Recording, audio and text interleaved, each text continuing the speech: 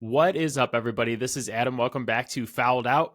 This episode is dropping September 4th, which means our long national nightmare is over. It is time for NFL football. The season kicks off tonight with the Dallas Cowboys at the Philadelphia Eagles, a game Matt and I will be talking about a little bit later on this episode. Today's episode, Matt and I are going to be talking about the Micah Parsons trade from the Dallas Cowboys to the Green Bay Packers. We said last week that it would be one of the funniest things that could happen this season, and then it happened about 24 hours after we posted that episode. So we haven't had a chance to talk about it yet, and we have a lot of thoughts. We will also be previewing everything week one. We're going to talk about the things we're looking forward to the most this week, as well as give out our gambling picks. If you were with us last year, you know that we finished the season red hot, and we are looking to pick up right where we left off. So we have those coming your way, as well as the Survivor Pool pick. It is back for week one. I am just so excited to be talking football again on the podcast. Like, we have real NFL football the day that this podcast drops, and I am so pumped to go through the season with you guys. But before I bring Matt on and we get started, I want to talk about college football a little bit. I watched a ton this past weekend, as I'm sure a lot of you did, and I had some takeaways. Really, the one big takeaway I wanted to talk about is, if you listen to this podcast, you know that I was not a proponent of going from 4 teams in the college football playoff to 12. I am even less of a proponent of moving to 16. But I really thought that this week we felt the consequences of playoff expansion in college football. And what I mean is, one argument I had against going to more teams in the college football playoff was that it was going to devalue the regular season. Texas, the number 1 team in the country, went to number 3 Ohio State this past weekend, and that game was absolutely horrific. I won't get into the Arch Manning stuff too much. That would be a whole other podcast for me to talk about some of the quarterback prospects I watched this past weekend and how sloppy some of the football was getting started. But I really felt like that Texas and Ohio State game, both teams really lacked a sense of urgency. And I feel like it comes back to the fact that both those teams are going to make the playoff anyway. It really didn't matter in the grand scheme of things who won that football game, where in the past, if number 1 was playing number 3 the first week of the season, it was like, holy shit, this is must-watch TV. This is the best game of the year because one of these teams is going to get knocked out of a playoff spot potentially. Or at least their margin of error is completely gone for the rest of the season. But with Ohio State and Texas, it didn't feel like life or death because it's like, but one of these teams can even lose another game and maybe even lose 3 games and make the college football playoff still. So I really didn't feel the sense of urgency from either team. I didn't feel like they pulled out all the stops. I felt like they were both completely fine playing conservative offense and running the ball and just being like, defense will take care of it. And if the other team screws up, that's great. And then Ohio State pulls it out at the end. And I just didn't care. I really was not engaged in the game, partially because it sucked, partially because there are almost no stakes at this point, or very, very low stakes. And that sucks, man.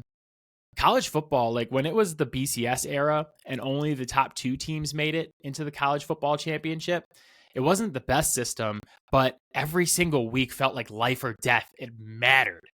Every week mattered. And then even when you went to 4 teams, it still felt like, oh man, you got to win your conference. You got to win your big games. You have to build the resume of a playoff team so that you don't get left out. And now it's like, the top 11 teams plus the highest ranked group of 5 team is going to make it.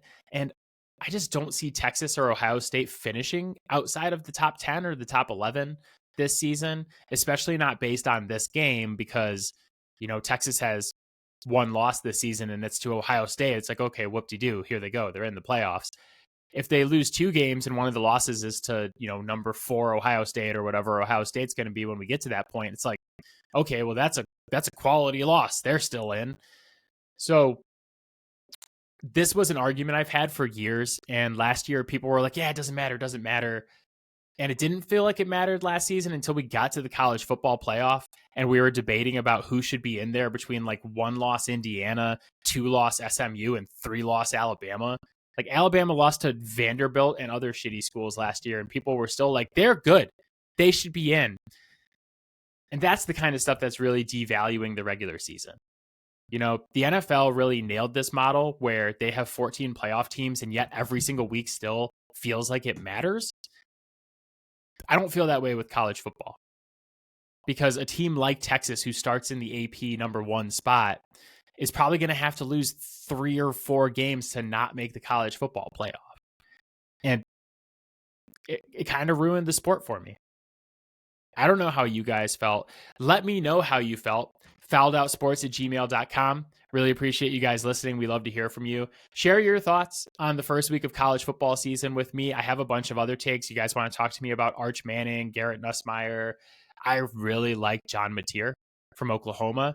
He's a guy I'm watching for the NFL draft either this year or next year, depending on how the rest of his year goes, because he's got that like Baker Mayfield kind of swag to him that I really like. So you want to talk about John Mateer? Hit me up. He's got a big game against Michigan this weekend that I'm really looking forward to. Not because it matters, but because I want to evaluate him more as a prospect. And I feel like that's what I'm watching the college football regular season more for now, is evaluating the guys who are going to be in the draft. And it's not my favorite way to watch college football. My favorite way to watch college football is like, holy shit, this is awesome. It's chaotic and it matters. And they took that away from all of us. And I told you this would happen. If you listen to this podcast, I told you this would happen. You should all listen to me sooner. But for now, let's grab Matt. Let's talk week 1 of the NFL season, a week that does matter, baby. Let's go. All right, Matt is here, ready for week 1 of the NFL season. Matt, are you ready for some football? Finally, it begins tomorrow, although I don't know how much of that's going to be football as opposed to just a fine pink mist, but I should have said it the proper way. Are you ready for some football? I miss the old like football commercials. If you guys can't tell, I am extremely ready for some NFL football. I am so excited for week 1. There is primetime games out the wazoo this weekend. We have a Thursday night game, a Friday night game. There's college football on Saturday night. You got a Sunday night game, a Monday night game. Tell your families you're busy. Tell them, just warn them. Warn them it's going to be a busy weekend. But before we start talking about the first week of NFL football, we need to talk about the last big move of the offseason. And that is the Dallas Cowboys trading Micah Parsons to the Green Bay Packers for 2 firsts and Kenny Clark, the interior defensive lineman. Matt, we posted a podcast last week, Thursday, where I picked Jerry Jones fucking up the Micah Parsons situation as one of the funniest things that could happen this NFL season. Not even 24 hours later. Yeah. Not even 24 hours after that pod drops, he is on the Green Bay Packers. Yeah. What was your initial reaction to this trade? The fuck? What? Yeah. Yeah, it's one of those things where it took a couple of days for it to really sink in that it happened, because guys who are capable of putting up 15 or more sacks in a season just don't get traded. And they certainly don't get traded when they are 26 years old. So, and then the compensation came out, and look, I'm not going to sneeze at 2 first-round picks. The 2 first-round picks is not enough for me to trade away a franchise pass rusher. Which, you know, in fairness to Jerry Jones, that wasn't enough for him either. Where I differ with Jerry Jones is that apparently Kenny Clark was the thing that tipped the scales for him. And it's not just because he's a heavy man. Apparently, he really thinks that they're going to win this year with this roster. If you are Jerry Jones and you are asking for a player in this deal, is Kenny Clark in the first 4 guys you mentioned? Not if I'm picking someone off the Packers defense. No, right? You know, not even that it's supposed to be that great of a defense before Micah Parsons, but he's not the first name that comes to mind. He's not the second, third, or fourth name that comes to mind off of that defense either. Yeah. No, I mean, like, how are you not asking for Xavier McKinney or Edgerrin Cooper? Like, right off the bat. I was listening to a podcast where they were talking about Jerry Jones and the Dallas Cowboys penchant to, for lack of a better word, get obsessed with a player and say, like, they have these guys that they like in the draft or they like in free agency, or like, you know, Roy Williams was a really good example of this, the former Lions wide receiver. Yeah. He was from Texas. They loved him. They wanted him because he's like this Texas guy. He's going to stay here. The Lions take him. And the Cowboys like kept an eye on him for years. And they're like, we want Roy Williams eventually. And when it was finally time to be able to get him, they got him. And he was, you know, all but washed at that point. It seems like it's that similar situation with Kenny Clark where, and the Micah Parsons trade was compared to the Luka Doncic trade. And I think the Luka Doncic trade is just like a whole, like, untouchably higher level of what the fuck. But the one thing that did remind me of the Luka Doncic trade is that it seems like the Dallas Cowboys were like, we're going to trade Micah Parsons and we're going to be able to trade him to almost any team in the NFL. What player do we want back? And Kenny Clark was identified as that player where they're like, we really like him. We have an obvious need in our run defense. Let's talk to the Packers. And it seems like they may have accepted less than other teams were willing to offer because they wanted a certain guy, which, like, that part does remind me of the Doncic thing where Nico Harrison's like, I really want Anthony Davis, and so I'll take less because that's the one asset I want back in this trade. Yeah, it's wild. Absolutely wild. The funniest thing to me is that Jerry has flirted with this for years. We talked last week about his penchant for dragging these things out, waiting until the last minute to sign people, having tense negotiations, but it always gets done at the last minute. You know, there's Dak. Remember, we go back to last year, CeeDee Lamb was like posting stories of himself with Hollywood Brown in his Oklahoma jerseys, like making people think that he could get traded to Kansas City. But it always works out at the last minute for Jerry. And it's hilarious to me that the time it finally bit him in the ass is probably the most important Cowboy in over 25 seasons. Yeah. Like, what player has Dallas had since basically the triplets that was as important as Micah Parsons, 26-year-old franchise pass rusher?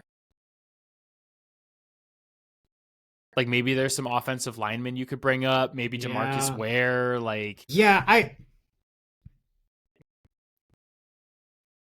I won't say he's quite on the level, but I do think DeMarcus Lawrence was, in his earlier years, a lot closer to that level than people realize. I mean, because even when the pass rushing production dropped off, he was still vital to their defense. Yeah. God, I forgot that when DeMarcus Ware was 26, he had 20 sacks. Yeah. In an NFL season.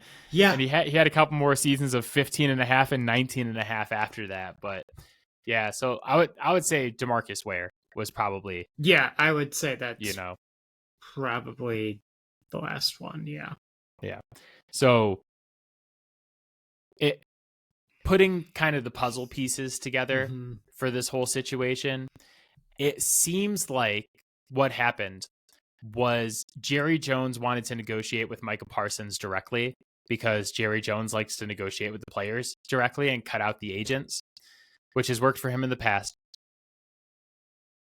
I don't know that this is true, but knowing Jerry and putting all of the, reading all the tea leaves and putting the puzzle together, it seems like Jerry offered him a low ball deal over the summer when it was just the two of them. And I'm not talking about super low. I'm talking probably somewhere in the $35 to $40 million a year range, below his market value, obviously. Oh, in fairness, prior to the Myles Garrett signing, $35 to $37 million a year would have been market value. That would have been top of the market. So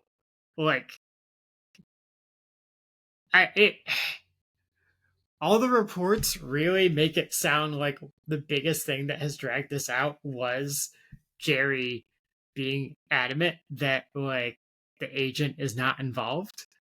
And if he just would have played ball, he could have gotten that. He could have gotten ahead of the Myles Garrett signing.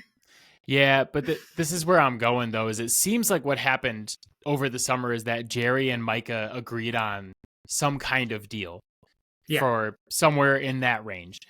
Then Myles Garrett signs, and Micah's agent is like, whoa, hold on. We are not accepting 30, whatever it was, high 30s. Yeah. You are worth way more than that now. And they backtracked on whatever gentleman's agreement or whatever handshake agreement they had with Jerry. And Micah said, you got to deal with my agent. I'm not negotiating with you anymore. And Jerry, that was the final straw. And Jerry's like, we're done. We're done with our 26-year-old franchise pass rusher because he reneged on a handshake deal. Just from an ethics standpoint, one of the very few times I will defend Micah Parsons on an ethical issue, but if you are someone who has been negotiating contracts probably over twice as long as Micah Parsons has been alive, and for you to expect that a 26-year-old who has no legal education to be comfortable negotiating their own contract, because there are a lot more things in there than just the dollars and cents, that he knows exactly what he's doing with that, right? He is not unaware that he has those players at a disadvantage when their agent is not in the room. Yeah, absolutely. And my advice to Jerry, as someone who negotiates contracts for a living, I know we don't talk a ton about our jobs on this podcast, but that's literally what I do to make, that's my livelihood in a lot of ways. You don't have a contract until you have a signed piece of paper on the table in front of you. And whatever agreement you guys came to and shook hands on prior to that piece of paper being signed doesn't mean shit. If you don't document it, it didn't happen. But you have to sign it and agree to it. Right. It doesn't matter. Unless it is in writing and signed, it's not real. Yeah. Right. And Jerry played himself here. Yeah. Nobody is screwing over the Dallas Cowboys except for Jerry Jones who played himself and honestly probably could have signed Micah Parsons for whatever number they agreed on if they had just done it with the agent in the room at the time and gotten the contract signed. Maybe it was before the legal period or something, but if they would have done it before the Myles Garrett signing, but he was already on the roster, fine. So like there's no issues with the legal period. Yeah, it should be fine. So yeah. What are your thoughts on the Packers side of this? So I think it was much needed for the Packers. We in our initial picks, neither of us picked them to make the playoffs. And the main driver of that was we don't have a lot of trust in their defense. They needed a game changer on that side of the ball. However, this feels like an all-in move by the Packers to me, because you trade for Micah Parsons. And before I say this, I'm not saying you don't trade for Micah Parsons, because you do that deal. But you trade for Micah Parsons and pay him quarterback money. What's the average annual value of the deal? It's like $48 million, somewhere in there. 47 million, something like that. Yeah. So now you basically are paying two guys on your team quarterback money between him and Love. So when that extension kicks in next season, it is going to become very, very difficult to build out the rest of your roster with those two contracts on the books. It's going to be especially hard because you're not going to have a first round pick for the next 2 years. Yeah. So it feels like to me, this team needs to get results this season. This has now shot them up into another stratosphere as far as expectations are concerned. Yeah. Maybe not from us. We'll talk about how our expectations are shifting for them here in a minute, but it feels like you are now putting more undue pressure on this franchise by saying hey, we just brought in the superstar. All eyes are going to be on us this season. We got to deliver now, because honestly, with the contract you're paying Jordan Love and the contract you're paying Micah Parsons moving forward, I don't know if you're going to be able to build out a roster that's going to be able to deliver in the future. Yeah. And I almost think that the Packers are potentially writing a check that Jordan Love can't cash, right? Because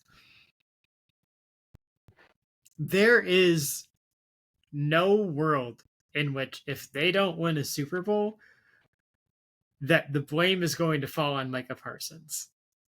Or, realistically, on the front office, right? Because the way sports media works is that they're going to look at what happened and say, hey, the front office went out and got you an elite defensive player, and you still couldn't win a Super Bowl with that. When I don't think either of us really thought they were within a stone's throw of a Super Bowl this year. And they probably could have used another couple of years to build a stronger roster before doing the all-in move, because that's kind of the finishing piece, right? It's hard to further fill out your roster when you've given up that kind of draft capital. Yeah. The funny thing about the Packers, everybody's always like, oh my God, the Packers, they went from Brett Favre to Aaron Rodgers to now Jordan Love. One of the funny things about the Jordan Love situation, though, is that when you draft a guy and then bench him for however many years it was, when Jordan Love finally did start starting, he basically started for 1 year on his rookie deal. Yeah. And then they had to pay him right away, and they gave him a massive contract. So it's we drafted a first round quarterback who's really good, but you never got the roster building benefit from that. No, because you didn't start him when he was on his rookie deal. And so you're already paying this dude a ton of money. Yeah. So it's already harder to build out your roster. And we've talked about this numerous times on this podcast about how much more difficult it is to build out your roster when you start paying your quarterback. Like you go back to like the Legion of Boom Seattle Seahawks. As soon as they started paying Russell Wilson, that roster fell apart. Yeah. And there's numerous other examples. Well, now you're paying that guy twice and if you're the Packers. the reality is too that like the benefit of having a quarterback on a rookie deal isn't just like from a like financial roster building standpoint too. It's like, do you really want to be paying your quarterback $50 million while you're evaluating whether or not they're the future of your franchise? Because that is where the Packers are. Like, because I would say media and the general public are still kind of 50-50 on him. Yeah, it seems like they're a lot better than 50-50 on him within the Packers organization. Just hope so if you're paying him that much money. I mean, my thing, and I apologize to my brother-in-law and my sister, who are Packers fans. This is coming from someone who loves Love. I love Jordan Love, probably more than anybody outside of Green Bay. Like I probably love Jordan Love more than any non-Packers fan. If you listen to the podcast, you know why. Can we see Jordan Love do it for 2 playoff games in a row? Yeah. Before we start picking the Packers to win the NFL championship?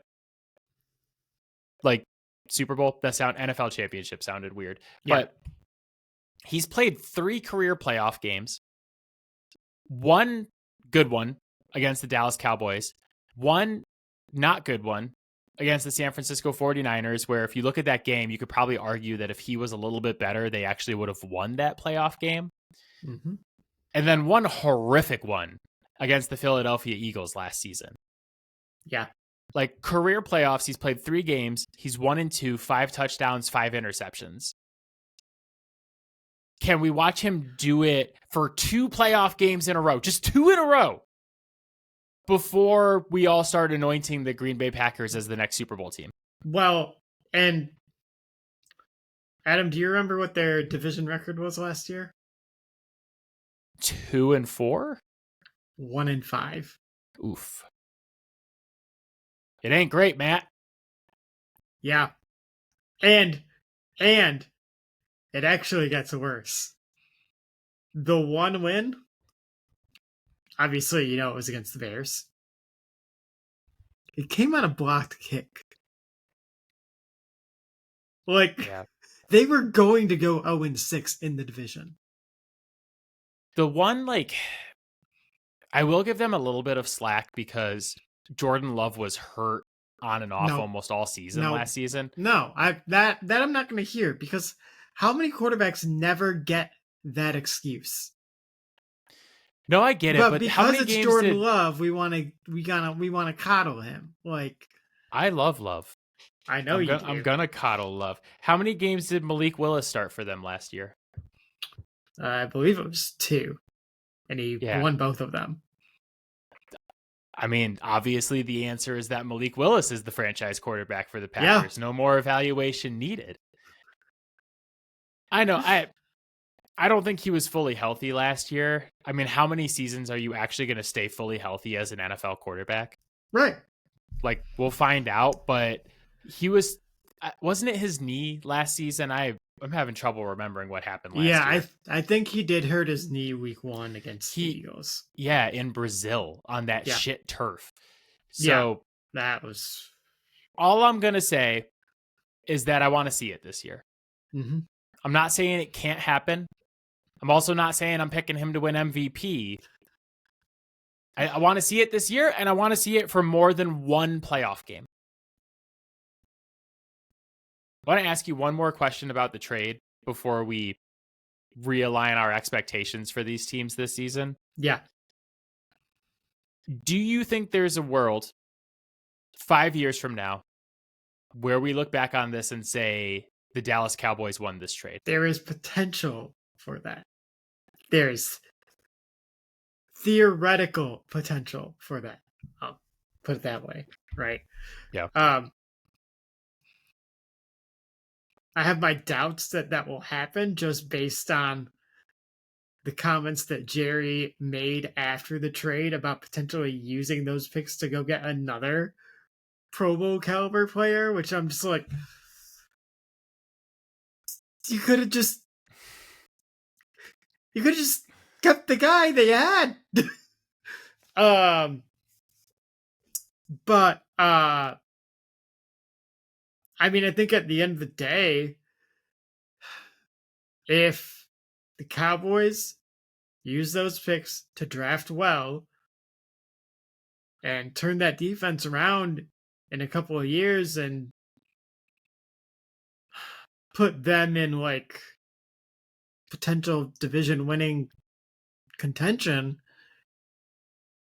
and the Packers don't win a Super Bowl, then who would you say won that trade? I was also looking at it from the perspective of Micah Parsons might need an epidural to play against the Lions this weekend. Another he's in labor. He's in traction. We need to epidural Micah Parsons to get him out on the field already. He has a sprained spine. I didn't even know you could sprain your spine. And he's got to get an epidural to play this weekend. I'm not convinced we see Micah Parsons for 17 games in a Packers uniform this season. Like, what if his spine is messed up and the Packers medical staff was like, yeah, he's got this concern, but it's Micah Parsons, so let's wave him through. And then it turns out that they shouldn't have. I'll even dial it back a bit, but I still think just stick with me here. Let's not go alarmist here, right? Maybe it's not that big of a deal, right? But yeah, like clearly his back is hurting. He's barely practiced all of training camp. He's been with the Packers practicing like 2 days now. If he's already banged up and he hasn't actually gone through training camp, which a big part of the purpose of training camp is to get your body ready for football. I don't foresee a world where that guy plays 17 games because he wasn't there where everyone else was committed getting his body ready, right? Like, not saying he wasn't doing any rehab on his back or whatever, but I mean, it sure seems like with him being on the field right after the trade that he probably could have been rehabbing and going to training camp, right? So, like, I don't see it going well with his body trying to play catch up to the other elite athletes that are on the field. Yeah, at least from a scheme perspective, like trying to fit into the Packers defense, it's easier when your job is go get quarterback. I think that's probably what they're just going to have him do. I don't think he plays. The counterpoint to that is, like for this Sunday, the Lions are going to know that, right? So they can't do anything complicated with him. So it makes it a lot easier for them to plan to take him out of the game. Yeah. We'll talk about that game specifically a little bit later because a man getting an epidural in his back playing limited snaps because his only job is go get quarterback. I don't know that he has a massive impact against the Lions this weekend. I'm thinking more long term, but even if I'm not going full alarmist, like homeboy's getting an epidural in his back this weekend, and if you guys listen to me talk about Matt Stafford, I hate men getting epidurals. We talked about the financial strain that this trade and the contract is going to put on the Green Bay Packers from a roster building perspective. Maybe, just maybe, the Dallas Cowboys are better off not paying someone $47 million a year who's not a quarterback, when you're already paying Dak Prescott $60 million or whatever ludicrous number they're paying him. And if you draft well, then you're going to have 4 first-round picks the next 2 drafts. You could rebuild that defense. There are some things you could do. If we were talking about a more competent organization, I would say, hey, yeah, maybe they can win this trade. But again, it's the Dallas Cowboys, and they're going to fuck this up. I think the most likely outcome is actually my favorite, and it's just that both lose. Both lose the trade. Yeah. I mean, anytime it's a trade between 2 teams that you absolutely despise, I feel like that's probably the best outcome for you. Before we start talking week 1, do you have any adjustments to your playoff picks or your win ranges that you want to make because of this trade? Like we locked in last week, but I feel like this trade is significant enough to give us some grace here. So, might come as a shock to you, but I downgraded the Cowboys win range down to 3-6. I was kind of down on their defense before the trade, and well, now it's really not looking good, and they were like the worst defense in the league by like EPA per play when Micah Parsons was off the field last year. So I'm gonna bet on that to keep going. This is like the Luka trade because they're gonna get the first pick in the draft. Oh my god! The NFL lottery gods have smiled on the Dallas Cowboys.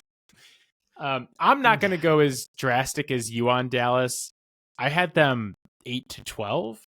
I am going to downgrade to your original win range, which was 6-9. So they'll life lesson. They probably win 6, and we're both right. I am going to bump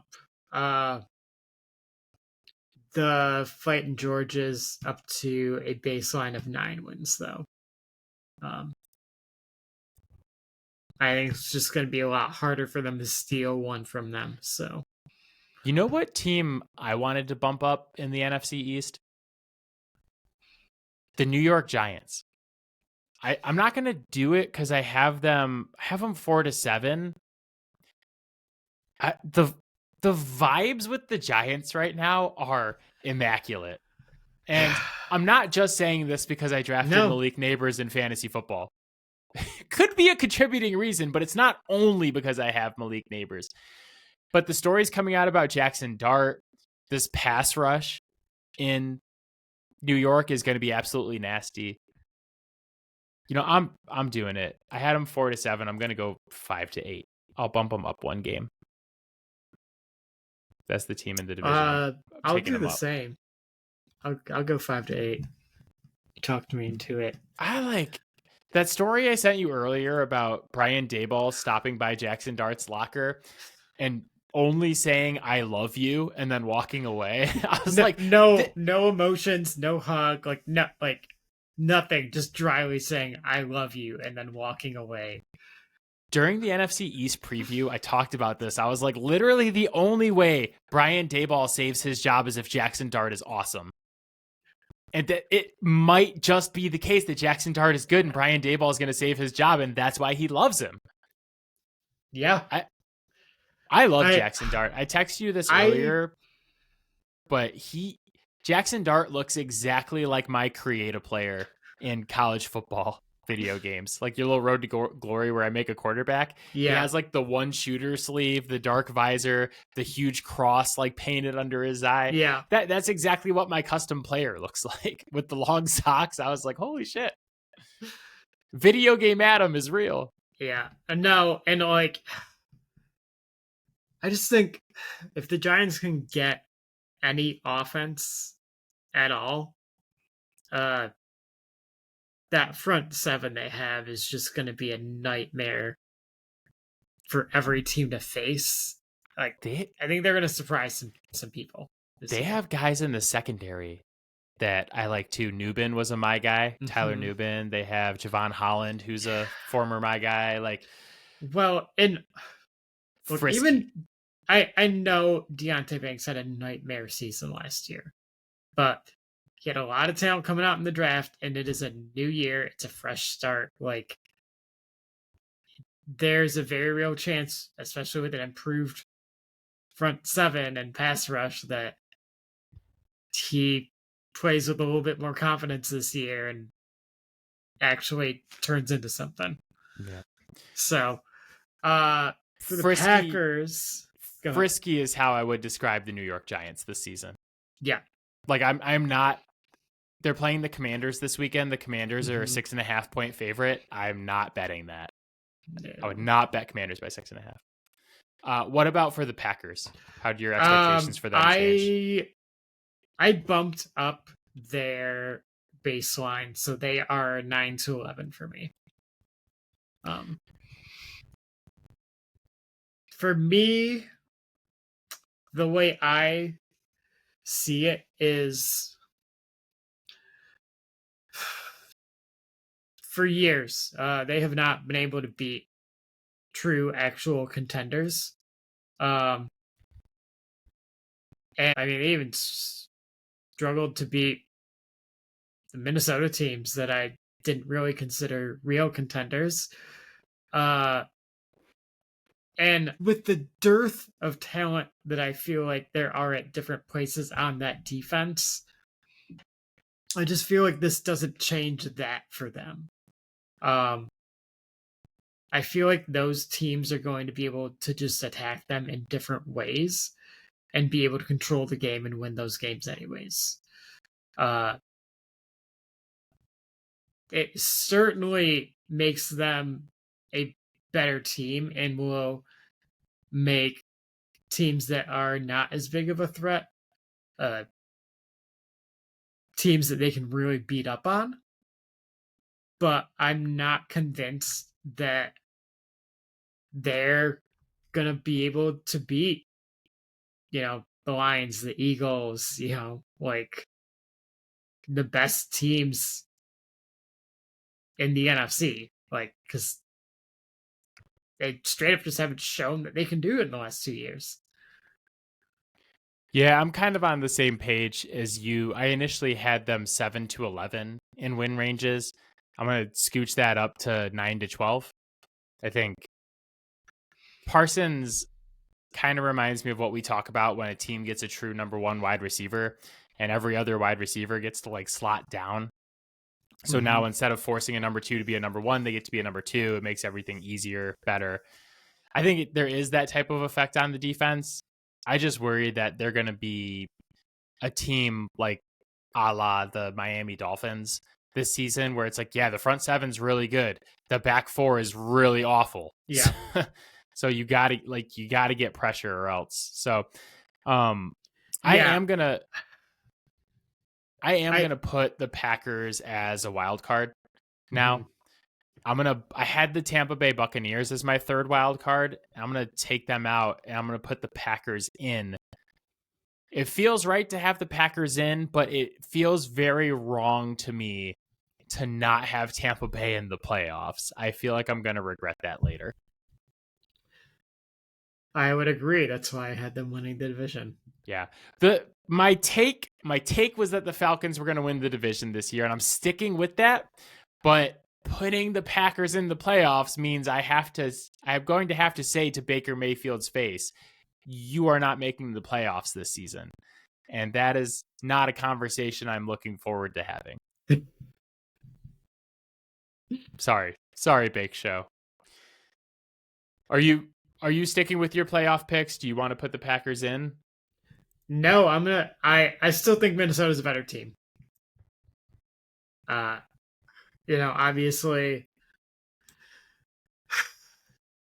JJ McCarthy could change that for me after we see him play a handful of games, but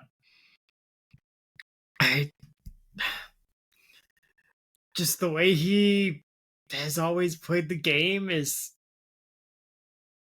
very competent. I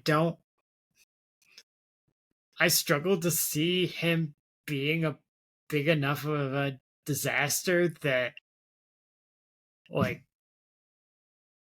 that offense isn't still at least above average. And Brian Flores is going to beat up on all the substandard teams. So they kind of are in a little bit of a similar boat to me as Green Bay, but I think Green Bay hasn't really shown that they can solve Brian Flores. So yeah. So Rams, Bucks, and Vikings are the three teams you have in the playoffs that I don't have for the NFC. And then the AFC, you have the Colts and I have the Jags, and we have everything else the same. Yeah. So these are the battlegrounds. Yeah. Unfortunately, the South Division in both conferences is the battleground. The shittiest two divisions in football. Is there, other than the Bucks, is there any team that is screaming at you like you really should have been putting them in the playoffs? Oh, the LA Rams.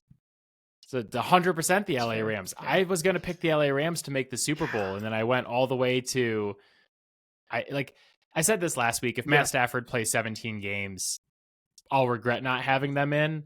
But if Jimmy Garoppolo is starting week 4, I'm going to be saying I told you so. Yeah. For me, it's the Chargers. I the only reason I don't have them in there is because Rashawn Slater going down. But man, like Harbaugh is a very, very good coach, and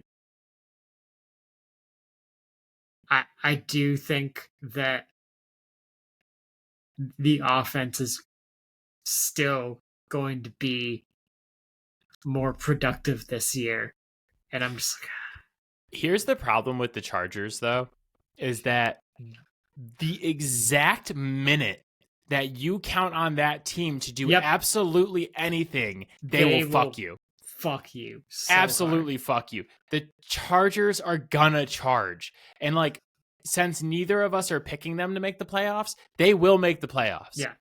But the absolute nanosecond that you say, oh, maybe I'll pick them in the first round of the playoffs, boom. Yeah. Charge. Every season. I will not fall for it. This is the thing. Yeah.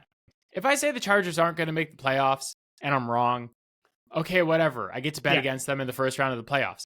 If I pick the Chargers and they charge, I'm going to be right back to where I was in the playoffs last season saying I am an idiot. Yes. So precisely. I'm okay with the picks I have in the AFC, although I will say the vibes with the Patriots have dulled a bit. Yeah. In the last season, we both have the Patriots as the third wild card, and my confidence in that pick is wavering a bit with the release of Jabril Peppers. It's just really weird to me. And then they put out their first depth chart the other day, and I was like, okay, we have 2 rookies at left tackle and left guard, so the whole left side of our offensive line is rookies. And the Raiders are just going to put Max XXX Crosby over there, and we're going to have to deal with that all day on Sunday. And then I saw our starting safeties are Jalen Hawkins and Woodson, the 4th-round rookie from Cal. And I just kind of realized how badly we are going to need this rookie class to be really good. Yeah. Or else we're going to be in a lot of trouble. So I'm sticking with it. I still have faith because I love May and Vrabel. Who would you consider replacing them with, though? The Chargers, I think. I don't have... Well, neither of us have the Houston Texans in the playoffs. That might be another candidate. Mm-hmm. So... You know, there's a weird amount of people that I feel like are still in on the Steelers. And I will not fall for the Aaron Rodgers propaganda again. I won't do it. I have specifically stayed away from Caleb in fantasy football because of this. Because Aaron Rodgers really, really doesn't want to get under center. And like it honestly kind of killed the Jets' run game last year that they couldn't get under center to run the ball. And just running it out of shotgun all the time, I think it's really going to hurt their offense.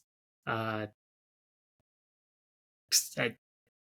sucks because I think the guy has a shot of being a pretty good running back, but Aaron Rodgers is going to kneecap his career. Yeah, at least for 1 year. Hopefully it's not longer than that.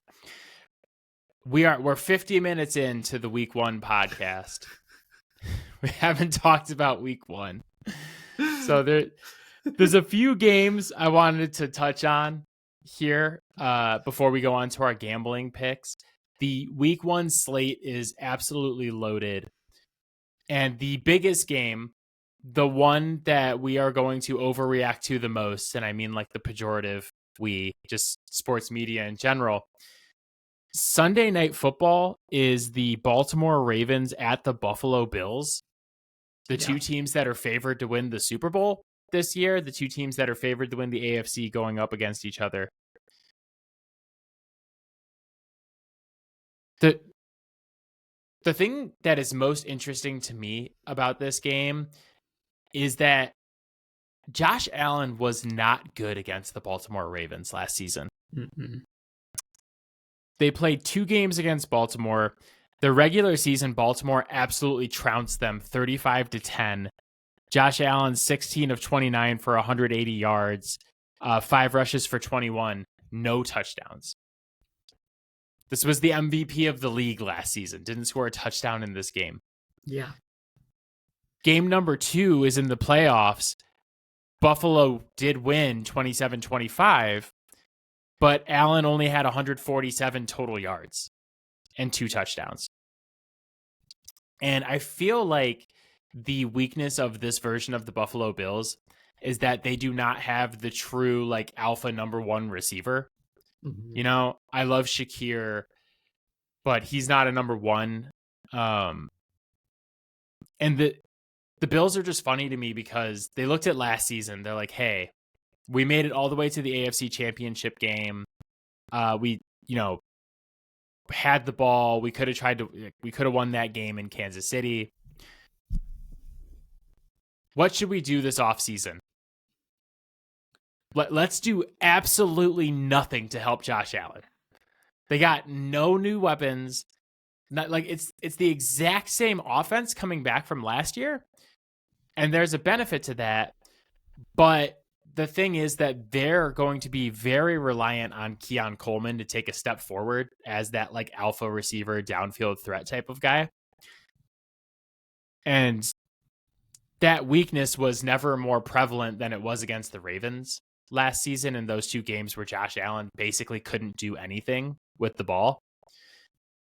So that's what I'm super interested to see on Sunday is like, has Keon Coleman taken that step forward? Is he going to be a legitimate downfield threat for them? Can they actually move the ball against this Ravens defense? Because one of the reasons I really like the Ravens to win the AFC this year is because they shut down Josh Allen twice last year. Yeah. And really should have beaten Buffalo in the playoffs, but Mark Andrews had other plans. Yeah. That was a pretty rough day for him. Yeah. I mean, also for the Mark Andrews side, like you're going back to where your season just ended last year with how horrific that game was for you and all the eyes, like that whole game, all we're going to talk about is that playoff game. And they're going to show the Mark Andrews replays like over and over and over again. Yeah. So it'll be interesting to see how he reacts to that. And so the Bills spent their first round pick on Maxwell Harrison, who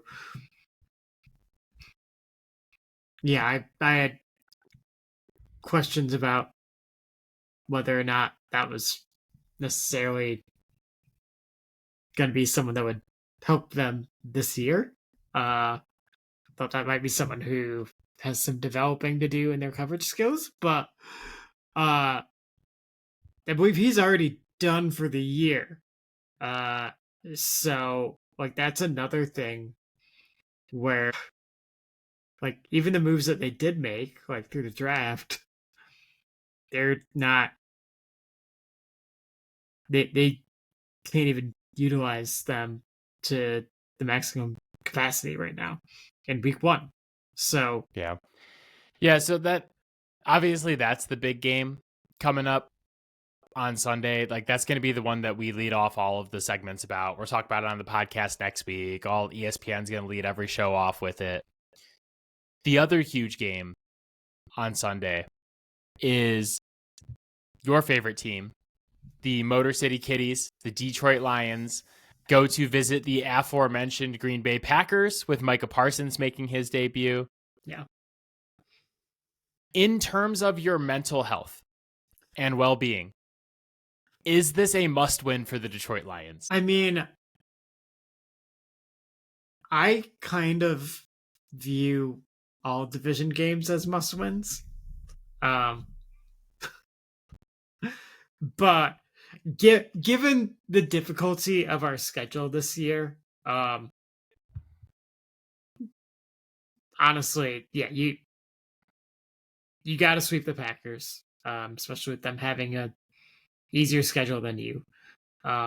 First goal of the season is to lock down the division, right? So I'm not overly concerned. I mean, obviously, you take every game seriously, but you know, you've all heard how my thoughts on the Packers throughout this episode. I I don't think that they are a fundamentally different team even after the trade. Uh, like I think they're still significantly flawed on the defensive side of the ball, and the Lions just have an embarrassment of riches as to how to exploit those weaknesses. So, yeah, I kind of view it as a must win, but that's just my personal perspective on needing to win division games no matter what. I was thinking about it more from the perspective that the narrative surrounding both teams lately has Yeah. been, oh, the Packers got Micah Parsons, they're Super Bowl contenders, this is their division, they're on the way up. And the narrative around the Lions this offseason, by and large, has been that they missed their Super Bowl contention window. I would say that week 2, in terms of narrative, is a much bigger must win. Yeah, I was thinking about this one because if you lose to the Packers week 1, then both those narratives just get cranked up to 1,000,000, and you have to deal with a whole nother week of people just being like, oh yeah, Packers and the Lions suck now and blah blah blah. But like who do you play I'm week so 2? used to that. The Bears.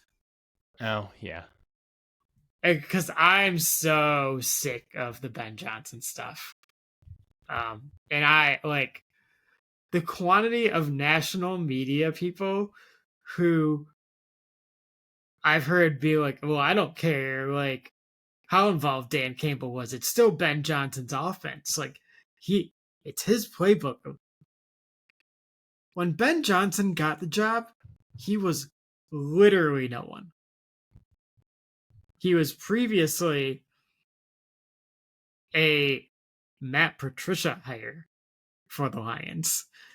And yeah, Dan recognized he had some talent, but you don't let someone that unproven create the playbook for your team completely on their own when they have no experience on that level.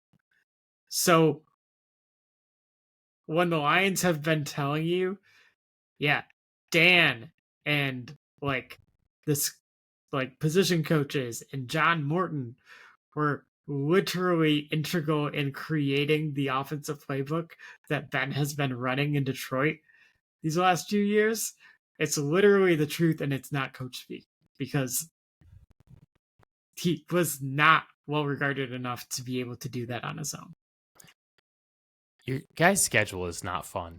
No, it's a like absolute gauntlet. I was just looking through it real quick. You have the Ravens on Monday Night Football Week 3 in Baltimore.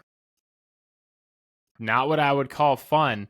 I also like the amount of shit that Lions fans have talked about Ben Johnson this offseason has like I just appreciate it. Yeah, I wouldn't even call that talking shit. It's just the truth. I know, but like last season, it was probably still the truth, but it was not a truth that Lions fans were talking about. Nobody was talking about Ben Johnson not being responsible for that offense. The only thing Lions fans were talking about last season, and I was talking about this too, is that Ben Johnson is the best offensive coordinator in football.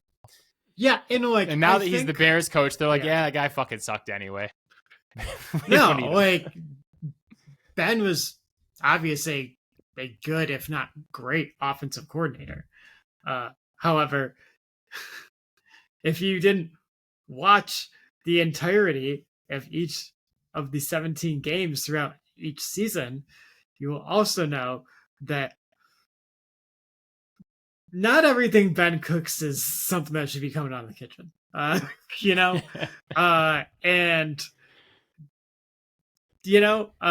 Those were not super frequent, but he would definitely sometimes be asking Penei Sewell, the most athletic offensive lineman in the NFL, to do things that were stretching the limits of what he was physically capable of in the run game.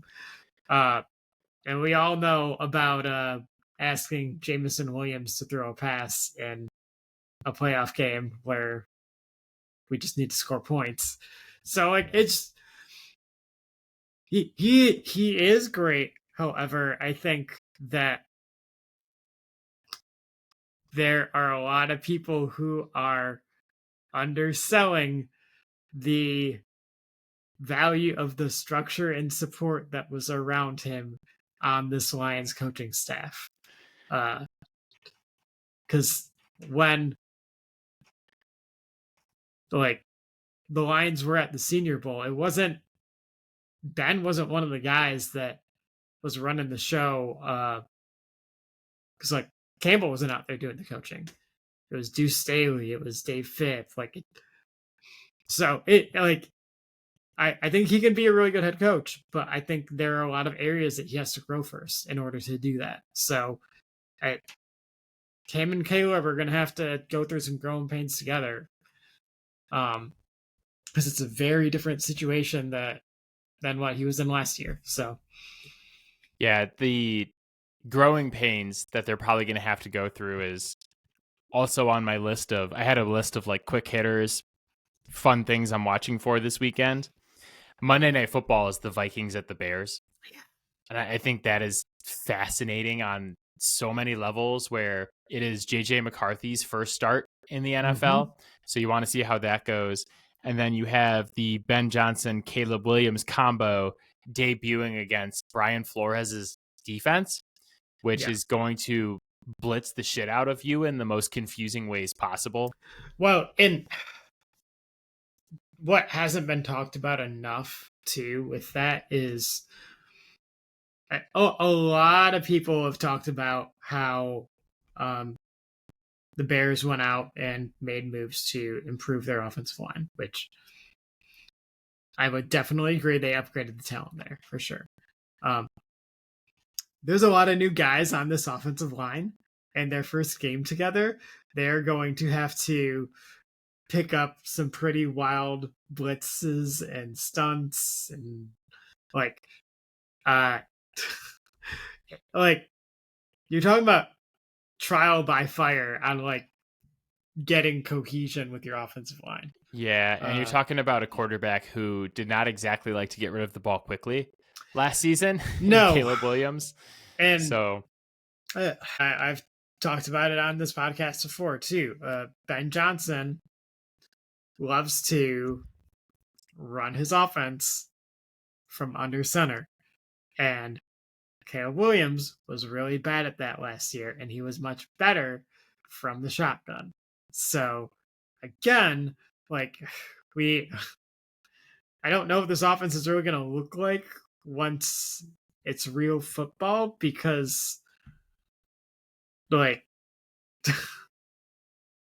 the things that these two guys are good at don't really coexist. So I'm interested to see how they try to marry those things together. Yeah, that game is fascinating. I mean, obviously on Sunday, for me, the most interesting game is Patriots-Raiders. We talked about the fact that we're starting two rookie offensive linemen on the left side with Max XXX Crosby coming the other way, but the vibes have dulled a bit for New England with me, and I kind of laid that out earlier, but this game is going to go a long way. Like, I think this is a little bit of a litmus test as to what is this team going to be all about this season. Like, you are starting two brand new safeties. Christian Gonzalez probably isn't playing, our best defensive player. You have to deal with Brock Bowers like right away. Yeah. And Max Crosby, who like that's going to be your biggest weakness this year, is offensive line play. So it'll be really interesting to see how they step up for those challenges. Steelers and Jets. You have Aaron Rodgers versus Justin Fields. The double revenge game. Yeah. Can I ask you this though? Is it a revenge game for Aaron Rodgers? Like, in his mind, yes. Yeah, but like, what does Aaron Rodgers have to get revenge on the Jets for? Because they didn't want him at the end of last season, dumped. I guess. Yeah, that's true. Like, is there a more toxic male out there? Yeah, that's fair. So I guess the double revenge game. Fields, who like was good for the Steelers last year. I mean, as good as Fields is gonna be, like, you know, relatively good. And then they're like, we're going to Russell Wilson. And even as their season completely cratered into the ground, they were like, we're not going away from Russell Wilson. No. So I think that's fun. 49ers Seahawks in the afternoon. Really important for the NFC West, like these early division games. It kind of sucks because it's such an important game. And if college football like taught us anything this past weekend, week one is a sloppy shit show mess sometimes. And it's like, you got to play one of your most important games of the season, your very first game.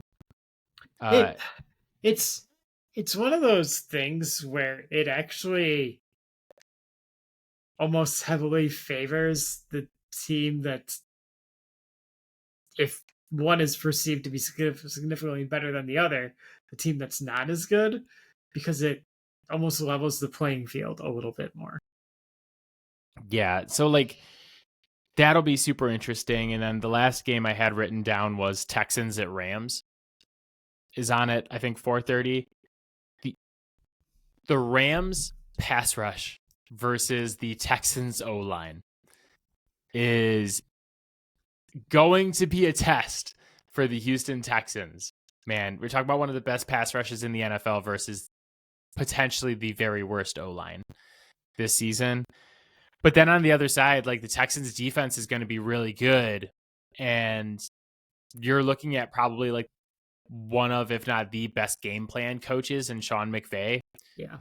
How does he attack that Texans defense with all of the weapons that he has now with Devontae Adams and Puka and Stafford? And how does Stafford's back hold up against the Texans pass rush? Like, I still haven't heard if Alaric Jackson is playing or not. So yeah, it sounded like it was trending toward yes, but it was still kind of like, which, I mean, that's an improvement from where I thought the season was heading, at least. So, are there any other games that are like particularly interesting to you? I mean, kind of back on that divisional trend, Falcons Bucks, right? it's a really early opportunity for the Falcons to kind of stake their claim on the division if they're going to be like that. I also just kind of want to see what Penix looks like, because honestly, I know the defense isn't going to be bad. Like, I just know. Like, you're not convincing me otherwise. But if Penix is good, then there's enough there with that offense that I can be convinced that they can win some games. Who knows? Maybe he can even make Kyle Pitts relevant. He's not a miracle worker, Matt. He might just be a good quarterback. So many games are so interesting this weekend, though, because you have Panthers-Jags. So now you're talking about like Bryce Young. Did he really take a step forward versus Trevor Lawrence with the new coach who's supposed to be the savior? Travis Hunter's first game in the NFL. How is he deployed? Does he play both sides? How many snaps does he play? How do they utilize him? Yep. I texted you this earlier, but you have the Dolphins and the Colts, which is seemingly the least interesting game on the schedule. But from the perspective of whoever loses is probably getting fired. Can the Bengals finally start off a season in the win column? This is the opportunity to do so. I would certainly say against the Cleveland Browns, but like, that shouldn't be a question, but it's only a question because it is the Bengals.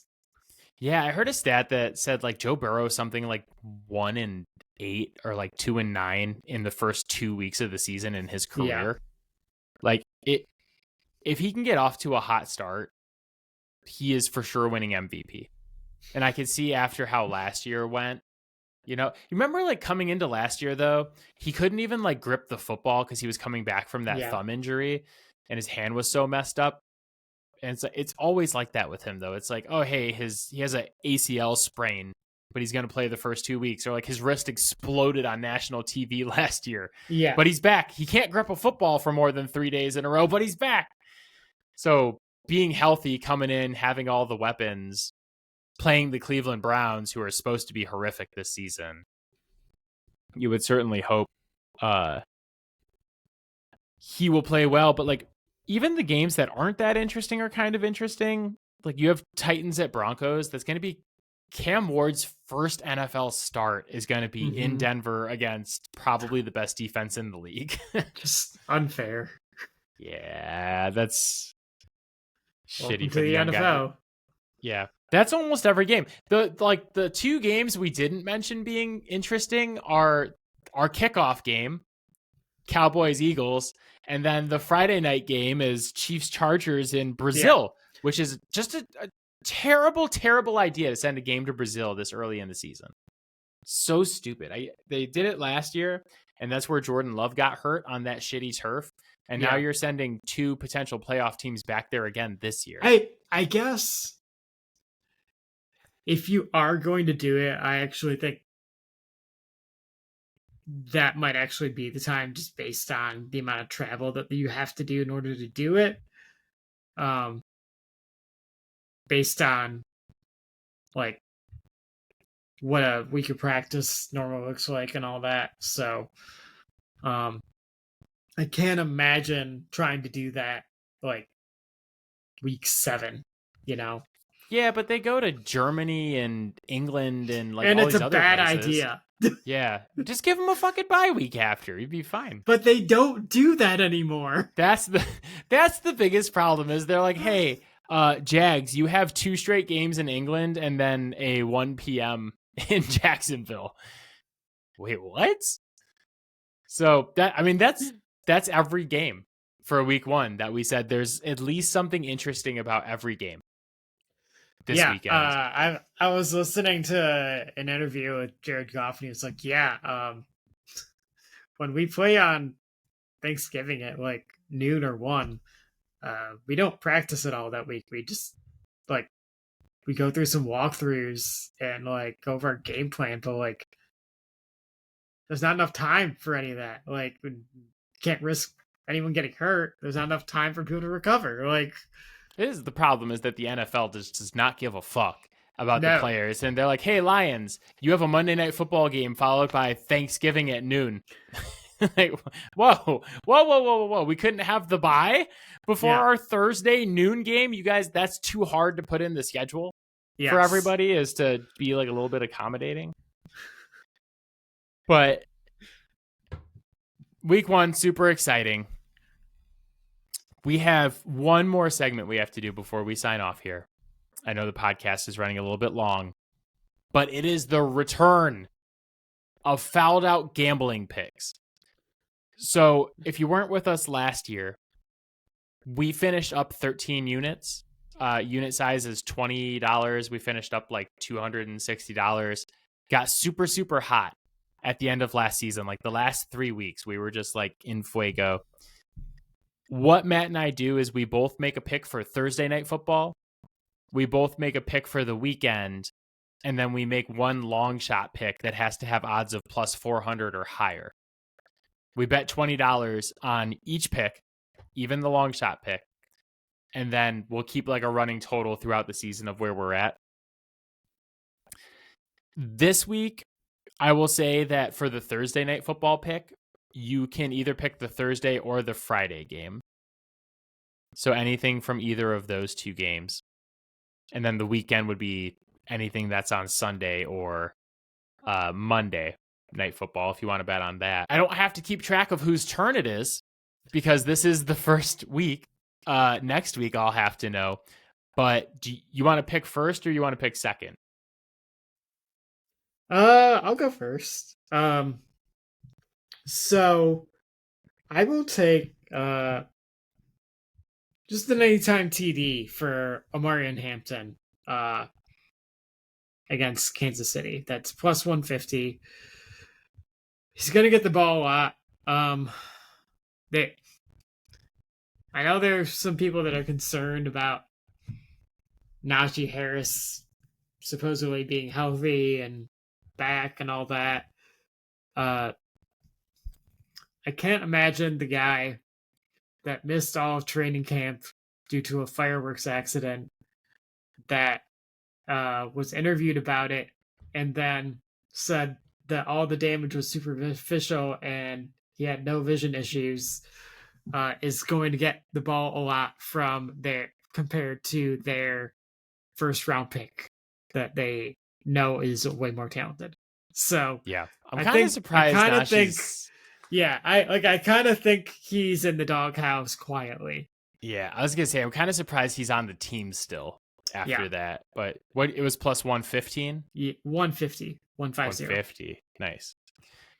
Mine, I think it's a little easier. I'm gonna go Thursday Night Football and say Saquon Barkley over 100 rushing yards against the Dallas Cowboys. That's plus money. It's plus 116. Jeez. 116 right now. 100 yards. Saquon Barkley, 125 yards per game last year on the ground, ran for over 111 of 16 games. Dallas Cowboys allowed 137 rushing yards per game last season, which was 29th in the NFL. And like Matt said, they were last in EPA per play without Micah Parsons on the field last season. So I think, knock on wood, man, I think that's easy money. They did play Dallas twice last year, and the first game, Saquon Barkley only had 14 carries for 66 yards. It's kind of like a weird game. Philly won 34-6, and they were up like super early on Dallas. The second game, Saquon Barkley carried the ball 31 times for 167 yards on Dallas. So I'm confident he can get over 100 on the ground. What is your pick for the weekend? You know what? I'm going to take Jahmyr Gibbs over 90 yards of rushing. That is plus 232. Ooh. That seems high. Like plus 232 seems like a lot. Yeah. My pick does not have as good of odds as Matt's, but I feel pretty good about this one too. I am coming back for the 2025 season with the 2-team 6-point teases. Matt, the Detroit Lions are plus 2.5 at the Green Bay Packers, and the Denver Broncos are home for Cam Ward's first start. They are minus 8.5. If you tease those two teams together, I get the Lions plus 8.5 and Denver minus 2.5 in Cam Ward's first start. That is minus 135. So 2-team 6-point teaser, Lions Broncos. Lions have to stay within 8, which I think the Lions are going to win that football game. Yeah. The Broncos, I think, are going to dominate, but they have to win by 3, basically. Finally, our long shot bet. I have 2 proposals for you to pick from. The first is a anytime touchdown for Denver's defense in Cam Ward's first start. That is plus 600. The second is Jamar Chase as the first TD scorer of the Bengals-Browns game. That is plus 550. And that is the exact bet that we cashed on the last week of last year. Whatever our last, one of our last gambling weeks, we had Jamar Chase plus 550. First touchdown score. I like both of those a lot. They're both good. And in real life, they might both be getting a little cheddar thrown on them from me. Yeah. Man.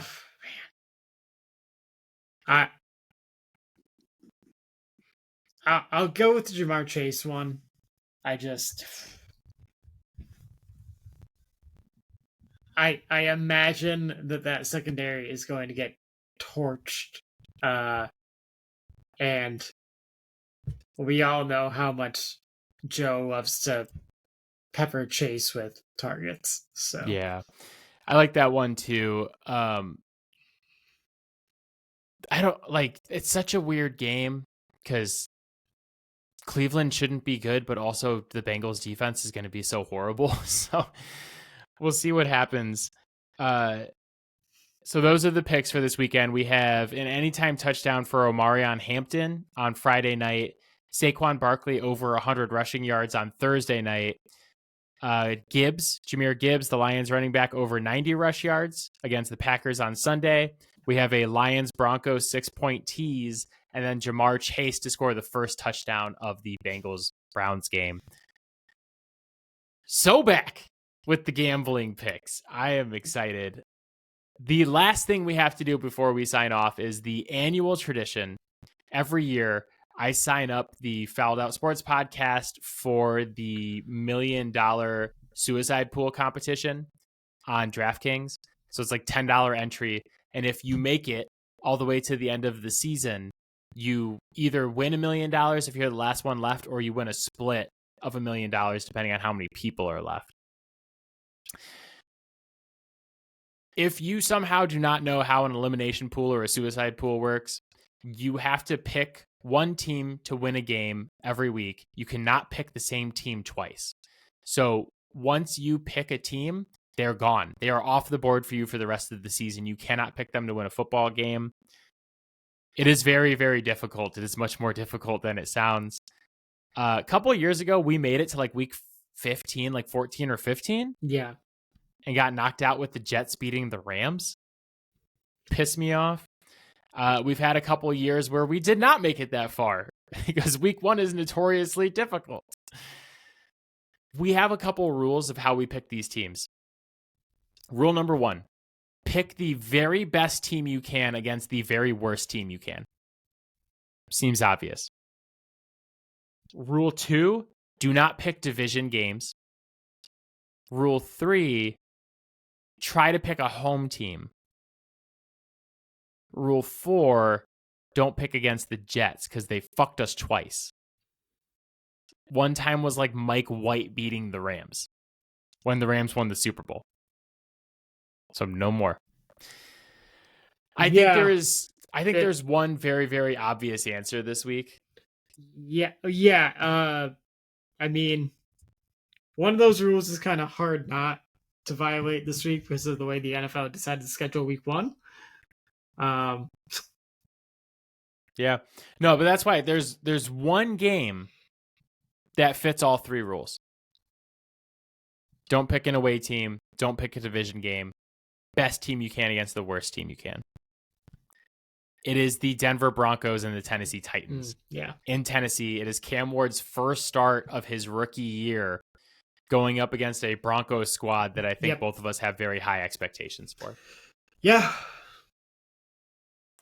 The other one I considered, Eagles over the Cowboys. Yeah.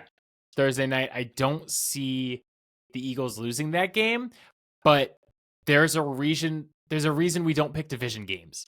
Yeah. If we can avoid it, because it's just real weird. It gets wonky in the division. It's like Dak Prescott comes out and throws for like 450 and 4 touchdowns, and it's like, oh shit. I mean, everyone's really high on them adding Pickens to that offense. So I know. I think that is more likely than Cam Ward having a fun day at Denver in the altitude in his first career start with Callahan still coaching this team. Yeah. Like I kind of am coming around on Cam Ward. I'm kind of starting to like him a bit more. Yeah. Not in this one. Yeah. No. Probably not going to be a fun day for him, but I can see him being good enough to buy Callahan more time than he deserves. Yeah. So we are picking the Denver Broncos over the Tennessee Titans. I was trying to pull up the pool here real quick to see. Yeah, it won't show me what % of people are picking what game, but it's not that much on the Broncos. Like, it's not like a culling like we'll see where it's like, oh, hey, 90% of people advanced. And then all of a sudden the next week it's like 17% of people advanced because something horrible happened. But that is it for us. As always, Fouled Out can be found on Spotify, Apple Podcasts, Pocket Cast, Overcast. And now the video version of this podcast can be found on YouTube. Check us out on YouTube, Fouled Out Sports. You can see Matt and my smiling faces during the podcast. It's good production. It's been going well so far. Yeah. And thank you for those of you who have checked it out on YouTube. You can find our videos on TikTok at Fouled Out Sports Podcast. It's a long name, but you can't miss it. And you can always reach out to us, fouledOutsports@gmail.com. Really appreciate you guys listening. We love to hear from you. Matt and I will be back next Thursday. We're going to have one reaction to every week 1 game next week. I'm going to give you one reaction to all 16 games, and then I want you to tell me if it's an overreaction or a proper reaction.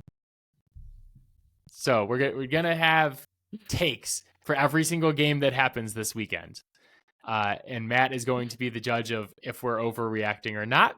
So something to look forward to next Thursday. And then, of course, week 2. Never wrong about picks. Whether or not something is overreaction. Matt is, that's one thing I'll say about Matt is he's never wrong about that. But, and then we'll, of course, have our week 2 gambling picks as well as hopefully the week 2 suicide pool pick. Don't let me down, Bo Nix. But all right, buddy, I'll see you soon. Yep. Bye, guys. Bye, guys. Bye, Robin.